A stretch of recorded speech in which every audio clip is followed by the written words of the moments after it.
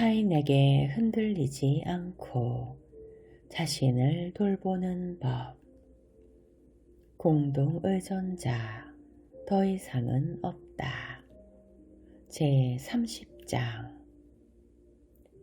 많은 공동의존자는 삶의 어느 순간에 진짜 희생자들이었다.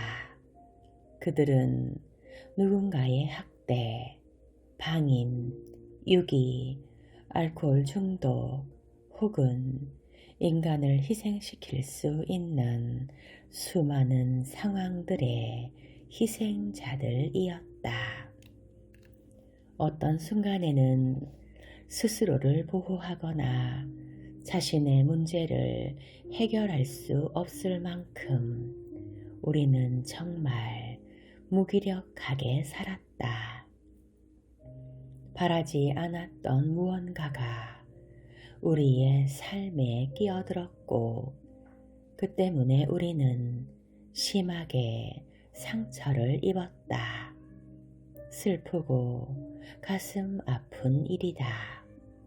그러나 더 슬픈 현실은 많은 공동의존자들이 자신을 스스로 희생자로 바라보기 시작했다는 사실이다.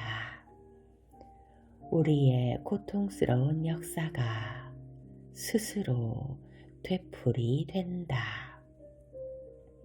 돌보는 사람으로서 우리는 다른 사람의 희생자가 되도록 스스로를 방치한다. 그리고 우리는 끊임없이 사람들을 구원하면서 우리 자신을 희생자로 만드는 일에 참여한다. 구원하는 일과 돌보는 일은 사랑에서 비롯된 행동이 아니다. 드라마 삼각형은 증오의 삼각형이다. 증오의 삼각형은 자기 증오를 키워내고 유지하며 다른 사람에 대한 우리의 참된 감정들이 솟아나오지 못하도록 막는다. 구원자, 박해자, 희생자로 구성되는 삼각형, 그리고 그 안에서 이루어지는 우리의 역할 이동은 경험을 통해 우리의 눈과 마음으로 선명하게 확인할 수 있는 과정이다.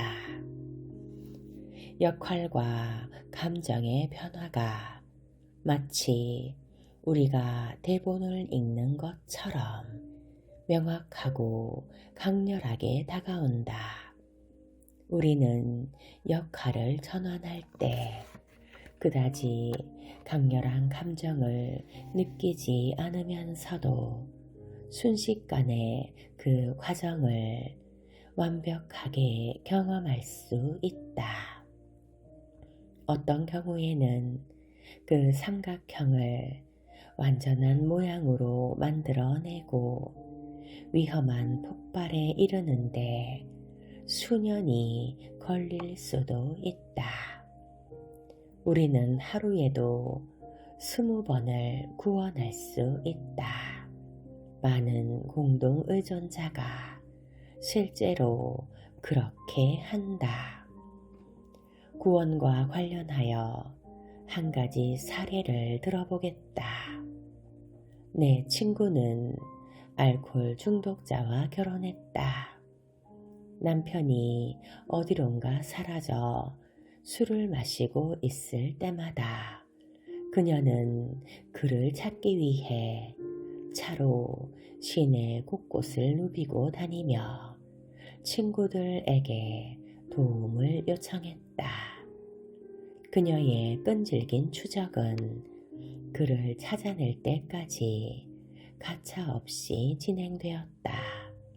그녀는 남편을 집에 데리고 와서 침대에 눕힐 때까지 남편과 남편의 음주 문제를 책임진다.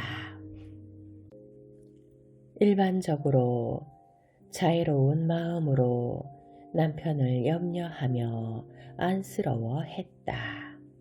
이것이 바로 구원이 일어났다는 경고다. 그런데 남편의 머리가 베개에 닿자마자 상황은 돌변했다. 그녀가 박해자로 자신의 역할을 변화시켰다. 그녀는 이 남자를 집안에 두고 싶지 않았다. 그가 아프다며 며칠간 앓는 소리를 해댈 것이 뻔했기 때문이다. 남편은 가족에게 무책임했고 대체로 가장답지 못한 행동을 했다. 너무나 많은 세월 동안 그는 그렇게 살았다. 그래서 그녀는 작은 새가 쥐저기는 것처럼 시작해 세찬 태풍이 휘몰아치는 수준까지 남편을 다그치곤 했다. 남편은 무기력한 희생자에서 복수심이 가득 찬 박해자로 변하기 전까지는 일시적으로 그녀의 박해를 참곤 했다. 그런 후에 그녀는 희생자의 역할로 자신을 깊숙이 물들였다. 자기 연민, 무력감, 수치심, 그리고 절망감이 차올랐다. 이것이 그녀의 삶이었다.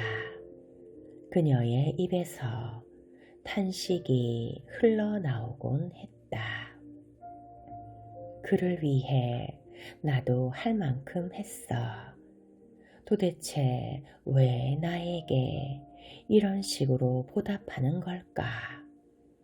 왜 항상 나에게 이런 일들만 일어나는 걸까? 그녀는 자신이 환경의 희생자, 남편의 부당한 행동의 희생자, 그리고 삶의 희생자처럼 느껴졌다. 하지만 그녀는 자신이 자기 자신과 자기 행동의 희생자였다는 점을 결코 깨닫지 못했다. 구원의 또 다른 사례다. 어느 여름 한 친구가 사과 농장에 함께 갔으면 좋겠다고 나에게 연락을 했다.